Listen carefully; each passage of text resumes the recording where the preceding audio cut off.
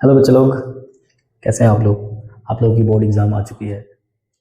इस वक्त आप लोगों के मन में बहुत सारे सवाल चल रहे होंगे कि कैसा पेपर, फर्स्ट टाइम पहली बार आप लोग बोर्ड एग्ज़ाम देने जा रहे हो। तो बहुत सारी बातें आप लोग के दिमाग में चल रही हैं, कैसे उस पेपर को अटेम्प्ट करेंगे, कैसे क्या करेंगे, टाइम कैसे मैनेज होगा, टाइम के अगर अंदर तो आप लोग क्वेश्चन को लिख पाएंगे नहीं लिख पाएंगे, सेंटर कहाँ पे होगा, कैसा होगा माहौल, एवरीथिंग। बहुत सारी बातें चल रही होंगी। तो हमारी इस वीडियो में कुछ मिनट्स के लिए बने रहे।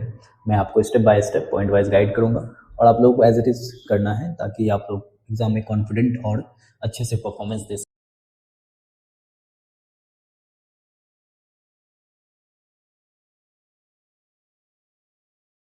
सको।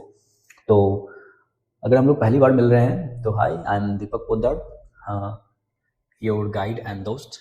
आप हमारे चैनल में एक दो वीडियोस हैं जो मैंने प्रीवियसली लॉन्च किया था, अर्थमेटिक प्रोग्रेशन, वो बहुत ही इंपॉर्टेंट है। आप उनके दो क्वेश्चंस मैंने कराए थे, उसको आप जा करके देखें। और सेम पैटर्न पे क्वेश्चन आने वाली है बोर्ड में, तो आप उसको जरूर से रिवाइज कर लेंगे। और मैंने एक रील भी बनाए थे, क्या क्या नेसेसरी आइटम्स आपको लेके जाने हैं। आपके मन में बहुत सारे सवाल चल रहे होंगे, क्या लेके जाना है, कैसे जाना है, और क्या क्या करना है, कुछ मिस ना हो जाए। इनके लिए आप वीडियो जो देख सकते हैं, रील्स को देख सकते हैं। तो अभी हम लोग कंटिन्यू करेंगे हमारे इस वीडियो में। पहला चीज़ है जैसे कि आप one day before, that means आप में भी 16 कोई वीडियो देख रहे होगे, तो वन डे बिफोर आज क्या करें, 16 फेब को क्या करें। फार्मूला सेट सबसे पहले कीजिए। फार्मूला सेट को रिवाइज कीजिए, अपने फार्मूला सेट बनाए होंगे उसको अच्छे से थोड़ोली रिवाइज कीजिए परफेक्टली। कुछ भी नहीं छोड़ना है, हर एक फॉर्मूले को याद कर लेना है। उसके बाद कोई दूसरा सोर्स पे नहीं जाना है, आपको खुद का फॉर्मूला सोर्स जो है, फॉर्मूला सेट जो आपने बनाया है उसको ही रिवाइज करना है और कुछ नहीं करना है आपको। नेक्स्ट, थ्योरम एंड आइडेंटिटी को रिवाइज कर लीजिए, एक बार हो तो रफली उसको सॉल्व कर लीजिए। नेक्स्ट, सैम्पल पेपर रिव्यू कर लीजिए। सैम्पल पेपर अभी सॉल्व नहीं करना है detail one by one. Sample paper आपने सॉल्व किया होगा, उसको आप सीक्वेंस के लिए, सीक्वेंस में आपने परफेक्टली सॉल्व कर लिया था पेपर को, वो सीक्वेंस आपको माइंड में सेट कर लेना, लॉक कर लेना है, ताकि उसी सीक्वेंस में आप जो है वहाँ पे जो है बोर्ड में एग्ज़ाम में उसी तरह पैटर्न से सॉल्व कर सको। मेरा गोल्डन टिप्स है कि आप सबसे पहले लॉन्ग आंसर्स को अटेम्प्ट करें। लॉन्ग आंसर इसलिए बिकॉज कि लॉन्ग आंसर में स्टेप्स लिखने होते हैं, स्टेप्स के भी मार्क्स मिलते हैं। अगर एक भी स्टेप्स में गलती हो गया, जब कर लिए स्टेप, तो बहुत ही प्रॉब्लम होती है, नंबर नहीं मिलते हैं। एमसीक्यू में नंबर आपको मिल ही जाएंगे अगर आपका आंसर सही होगा तो, है ना।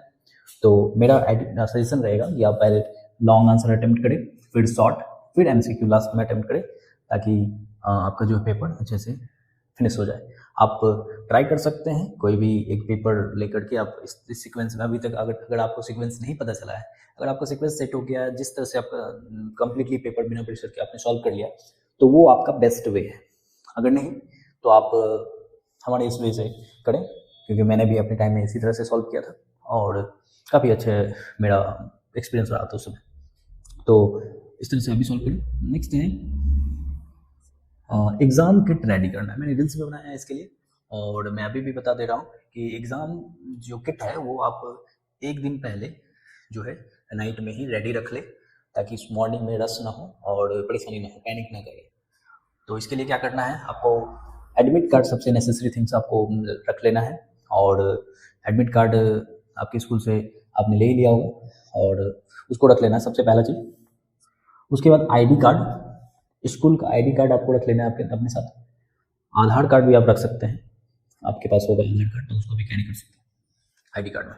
उसके बाद ट्रांसपेरेंट पाउच, पेंसिल बॉक्स जो बोलते हैं हम लोग, ट्रांसपेरेंट रखना है ताकि उससे आपको कोई इशू ना हो। वहाँ पे चेकिंग होती है तो वो उसमें कोई इशू ना हो, इसके लिए आप क्या करेंगे, ट्रांसपेरेंट पाउच यूज़ करेंगे। वाटर बोतल आप ले जाएंगे, थर्मस नहीं ले जाएंगे, ट्रांसपेरेंट वाटर बोतल भी रहना चाहिए, तभी वो लोग आपको परमिशन देंगे एग्जाम हॉल में इन करने का वाटर बोतल के साथ। ये तो वाटर बोतल आपको बाहर रखना पड़ेगा, तो इसका ध्यान रखना है। आगे देखेंगे, एनालॉग वॉच का यूज़ कर सकते हैं। एनालॉग वॉच आप पहन करके जा सकते हो, है ना, इस तरह की वॉच आप पहन कर जा सकते हो, नो प्रॉब्लम। और डिजिटल वॉच नहीं पहनना है जिसमें कैलकुलेटर यूज़ होता है, ये सब चीज़ें, डिजिटल डिवाइसेस यूज़ नहीं करनी आपको, कोई भी गैजेट नहीं ले जाना है और जिससे आपको इशू आपको एनालॉग वॉच की परमिशन होती है, उसको आप ले जा सकते हैं टाइम मैनेजमेंट के लिए। आप टाइम को मैनेज कर सकते हो उसमें, कैसे कितने टाइम में क्या सॉल्व करना है, ये सारी चीज़ आप कर सकते हो। ओके, आगे बढ़ते हैं। ज्योमेट्री बॉक्स आपको जरूर ले लेनी है, और पेंसिल बॉक्स तो पहले ही हम लोगों ने डिस्कस कर लिया। ज्योमेट्री बॉक्स कंपलसरी है डायग्राम्स बनाने के लिए एंड एवरीथिंग, तो ये सब की चीज़ के लिए जो है ज्योमेट्री बॉक्स आपको कैरी करना। ब्लू पेन्स ले लीजिएगा, 2 से 3 ब्लू पेन ले लीजिए, ओल्ड पेन लिखा हुआ, ताकि एग्जाम टाइम में ज़्यादा प्रॉब्लम ना हो।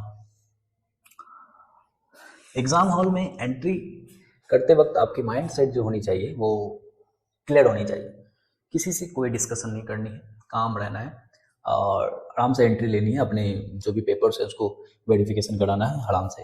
No discussion any more with anyone, समझिए ना, किसी से कुछ बात नहीं करनी है। हाँ, और जाकर के अपने सीट पे बैठनी है, अपने रोल नंबर के अकॉर्डिंग अपने सीट पे बैठनी है और take a deep breath, 2-3 deep breath लेनी है और काम माइंडसेट के साथ आपको बैठे रहना अपने सीट पे। क्वेश्चन पेपर मिलने के बाद आपको क्या करना है, क्वेश्चन पेपर को थोड़ोली रीड करना है, यूनिट्स को मार्क करना है, थोड़ोली रीड करना है क्वेश्चन को, यूनिट को मार्क जरूर कर लेना है। बिकॉज बहुत सारे सवाल में ऐसे होते हैं कि यूनिट सेम नहीं होते हैं, तो उनको चेंज करना पड़ता है, वैल्यू को चेंज करना पड़ता है। तो इस तरह इसलिए आपको क्या करना है, यूनिट को मार्क कर लेना, बहुत ही कंपलसरी होता है। अगर क्वेश्चन थोड़ा सा भी रॉन्ग हम लोग पढ़ लेते हैं तो पूरा खराब ही हो जाता है। तो इसीलिए क्वेश्चन पढ़ना बहुत ही इंपॉर्टेंट है। आप 15 मिनट्स का यूज बहुत अच्छे से करेंगे, क्वेश्चन को थोड़ली पढ़ेंगे, इधर उधर थोड़ा सा भी ध्यान नहीं देना है, क्वेश्चन को थोड़ली आपको रीड करना है। नेक्स्ट है काम रहना है, ये आपको माइंड सेट रखना है, कॉन्फिडेंट रहना है। आपने जो भी पढ़ा है अच्छे से पढ़ा है और आपने उसी के अकॉर्डिंग जो है आपको 100% देना है। नेक्स्ट सीक्वेंस आपने पहले सेट कर लिया घर पे, और सीक्वेंस आपको बताया है किस तरह से अटेम्प्ट करना है, तो उसी सीक्वेंस से अटेम्प्ट करना है, ना कि उसको एक्सपेरिमेंट कर लेना है, दूसरे सीक्वेंस से अटेम्प्ट करना है, ये सब नहीं करना है आपको। ओके, चलिए एग्जाम में कुछ बातों का ध्यान रखना है। जैसे और सभी सब्जेक्ट में आंसर राइटिंग बहुत ही इंपॉर्टेंट होती है, इसी तरह जो है मैथ्स में भी प्रेजेंटेशन इंपॉर्टेंट रखता है। प्रेजेंटेशन में हम लोग डायग्राम ड्रॉ कर सकते हैं, आंसर्स को जो है बॉक्स में भर देंगे, लास्ट में जो भी आंसर आएगा उसको हम लोग बॉक्स में भर देंगे ताकि वो वहाँ पे ये हो। फार्मूलाज मेंशन करना बहुत जरूरी है, हर स्टेप में जो जो भी फार्मूला लगेगा उस फार्मूले को वहाँ पे मेंशन करेंगे। ओके, और कोई भी स्टेप स्किप नहीं करना है, नेवर, कभी स्किप नहीं करना है। लॉन्ग आंसर शॉर्ट आंसर में कोई स्टेप स्किप नहीं करना है, आपको फुल्ली डिटेल में क्लियरली सारी चीज़ों को लिखना है। ओके, और यूनिट्स को मेंशन जरूर करना है, यूनिट्स जो है बहुत ही इंपॉर्टेंट होती है, बहुत सारे बच्चे मिस्टेक कर देते हैं इसमें, नहीं करना उसमें। ओके, यूनिट्स मेंशन जरूर करना है परफेक्टली। साइन को अब लास्ट में कुछ मिनट्स बचेंगे, 10 मिनट 15 मिनट जो भी बचेंगे आपके लास्ट में, तो उसमें चेकलिस्ट बनाना है। चेकलिस्ट में आपको क्या क्या चेक करना है, यूनिट चेक करना है, साइन मिस्टेक चेक करना है, एमसीक्यू को रीचेक कर लेना है। एक बार अगर टाइम ज़्यादा बचे तो एमसीक्यू को, सारे एमसीक्यू को रीचेक कर लेना है कि परफेक्टली सॉल्व किए हैं या नहीं। उसके बाद नंबरिंग एक बार मिला लेना है कि नंबरिंग सही से है या नहीं, सेक्शन वाइज जो भी आपने सॉल्व किए हैं सीक्वेंस में उसका नंबरिंग जो सही से है या नहीं, ये सारी चीज़ें आपको करनी है। उसके बाद ग्राफ स्केल को अच्छे से देख लेना है, ग्राफ में स्केलिंग अच्छे से है या नहीं है, एवरीथिंग आपको एक बार रिव्यू ले लेनी है। ओके,